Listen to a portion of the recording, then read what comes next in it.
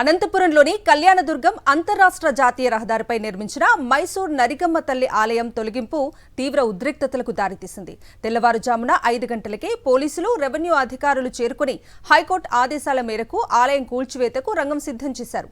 దీంతో హిందూ సంఘాలు అక్కడికి చేరుకుని పోలీసులు, అధికారులను అడ్డుకుని రోడ్డుపై బైఠాయించారు.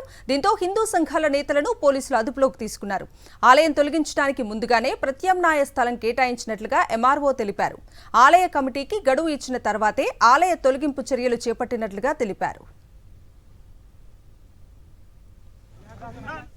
హైకోర్టు క్లియర్ గా వాళ్ళకి ఇచ్చింది, ఈ దీంట్లోకి వెళ్తాము అని అండర్టేకింగ్ అఫిడవిట్ కాంపిటెంట్ అథారిటీ దగ్గర ఫైల్ చేయమని చెప్పింది. వీళ్ళు ఫైల్ చేసినారు. ఫైల్ చేసి ఇదంతా 2 వారాల లోపల మాకు కూడా ఒక ఆర్డర్ ఇమ్మంటే మేము కూడా ఒకటి ఆర్డర్, అలాట్మెంట్ ఆర్డర్ కూడా ఇచ్చేసినాం. అక్కడ అలాట్మెంట్ ఆర్డర్ ఇచ్చి వీళ్ళకి సైట్ చూపడం అవన్నీ జరిగింది. వీళ్ళు షిఫ్ట్ చేసుకోకుండా ఉన్నారు. కాబట్టి పై అధికారుల ఆదేశాల మేరకు మరియు హానరబుల్ కోర్టు ఇచ్చిండేటువంటి డైరెక్షన్స్ మేరకు వాళ్ళని షిఫ్ట్ చేయమని చెప్పడం జరిగింది. వాళ్ళు కూడా చేసుకుంటాము అంటున్నారే కానీ చేసుకోవడం లేదు.